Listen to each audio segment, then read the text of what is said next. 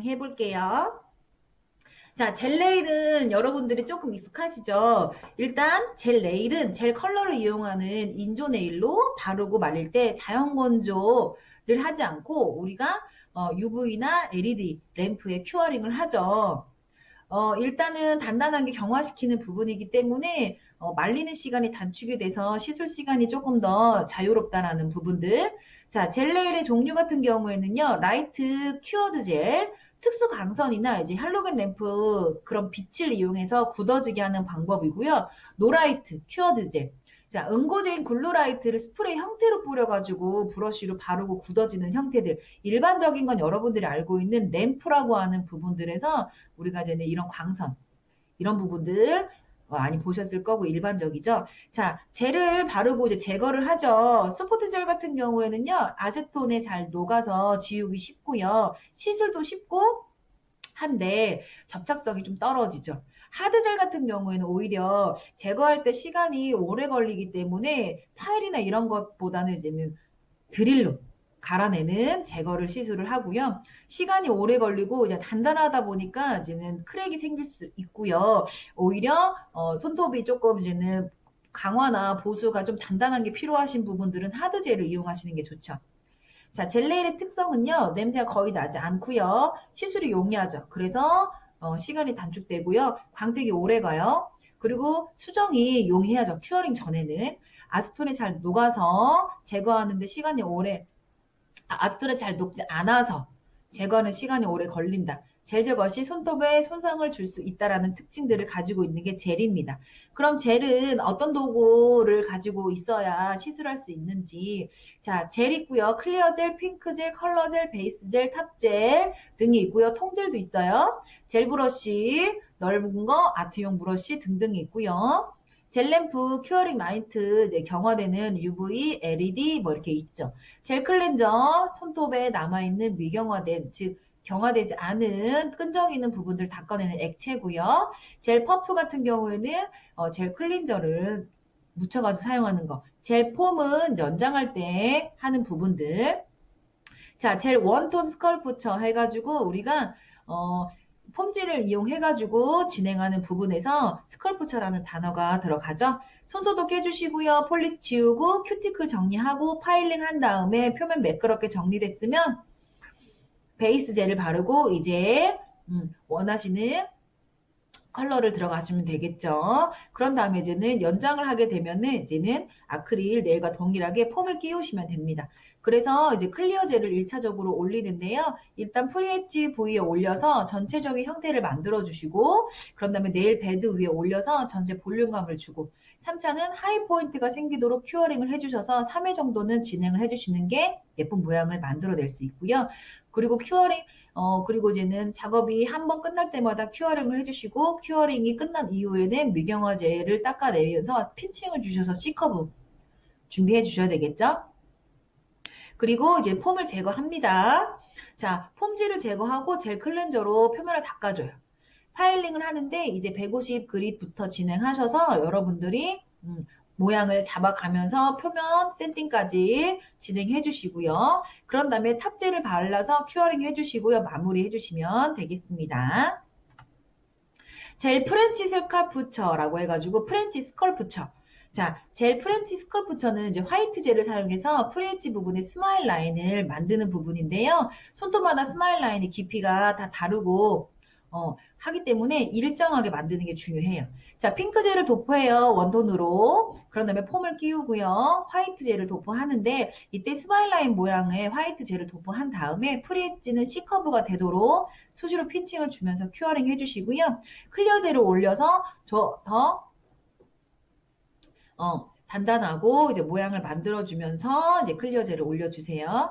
네일 폼 제거해주시고 미경화 젤 제거, 손톱 표면 정리한 다음에 탑 젤 큐어링 마무리 해주시면 되겠습니다.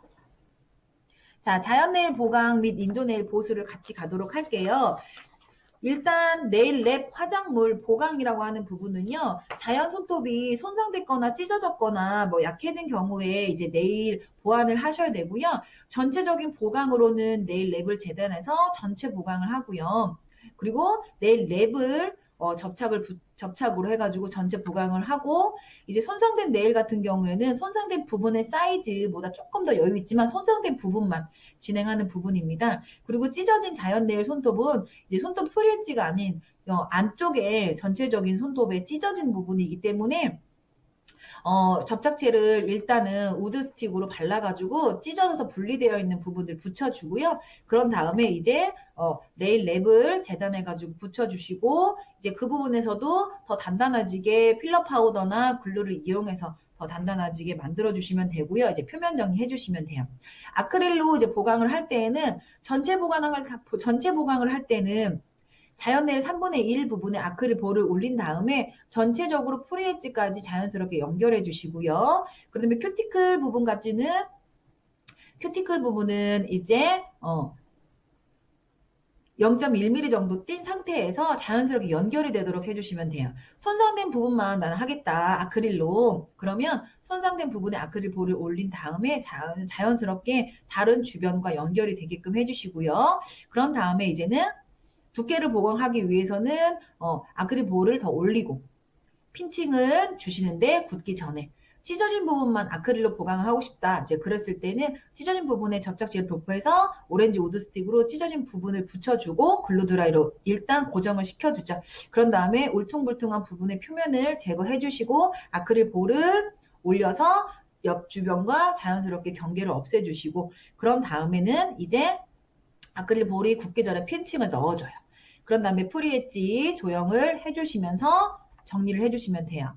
자, 젤로 이제는 보강을 해요. 자연 보강 같은 경우에는, 전체 보강 같은 경우에는 똑같이 3분의 1 바른 다음에 전체적으로 3분의 2까지 올려가지고 큐어링을 한 후에 미경화제를 닦아주고요. 손상된 부분들 마찬가지로 아크릴로 하느냐, 젤로 하느냐, 이제 이런 부분들의 차이만 있을 뿐이지 순서는 이렇게 찢어진 부분, 이런 부분들의 보강을 해주시면 돼요.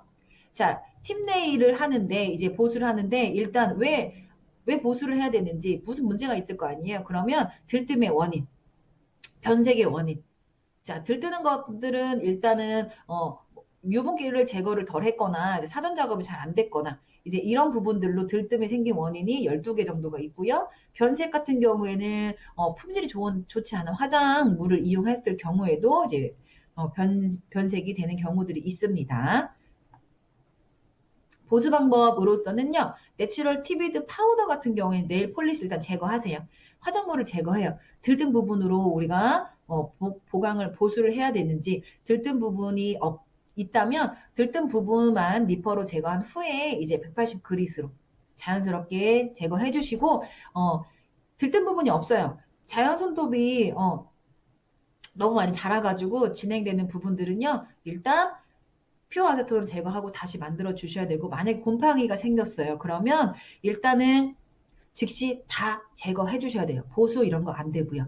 자, 턱 제거 표면을 정리할 때는 180 그릿으로 진행을 해 주시고요. 필러 파우더를 도포할 때는 우리가 한 번에 많은 양을 뭉탱이로 넣지 말고요. 여러 번을 거쳐가지고 진행해 주시면 되겠습니다. 자, 랩은 왜 1번과 10번에 대한 부분들이 팁 네일과 동일해요. 여기 지금 자, 11번, 12번은 우리가 랩을 부착할 때 건조된 상태에서 바로 교정을 시켰거나, 랩이 구겨진 상태로 이제 굳어진 게 된 거죠. 턱을 제대로 제거하지 않은 경우 올라가게 되겠죠. 자, 부러진 같은 경우에는 파일링 작업이 너무 돼가지고 너무 얇아서 부러지거나, 벗겨진 같은 경우에는 손톱의 이제 끝부분이 잘 접착이 안 돼서 유수분 밸런스가 깨져서, 보수 방법으로는 우리가 실크라고 하는 부분들은요, 네일 폴리시 제거, 화장물 제거, 팁턱 제거, 표면 정리해 주시고요. 랩 작업, 새로 자라나온 자연 손톱의 면적이 좁은 경우는 랩을 사용하지 않아도 되고요. 새로 자라나온 손톱이 이제는 많이 길다 그러면 이제는 랩으로 보수를 해주시면 되겠죠. 자, 아크릴 랩 보수 1번부터 6번까지는 동일하대요. 자, 그러면 지금 큐티클 정리할 때 뭐 미온수 충분하게 제거하지 못한 상태다. 그러면 우리가 아크릴 리퀴드와 아크릴 파우더 혼합이 적절하지 않거나 불순물이 섞인 경우에도 보수가 필요하겠고, 깨졌을 경우에는 너무 얇게 올렸거나 온도가 낮았거나 충격이 있으면 깨지겠죠.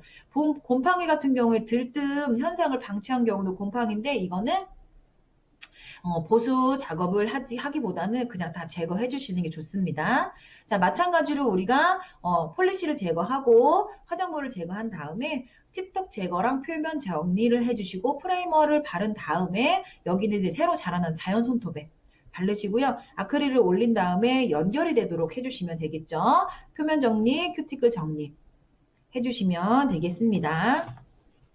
자, 젤레이도 마찬가지예요. 들뜸의 원인들을 한번 파악해 주시고 보수를 하시면 되겠습니다. 내일 제품의 이해는 다음 시간에 만나도록 할게요.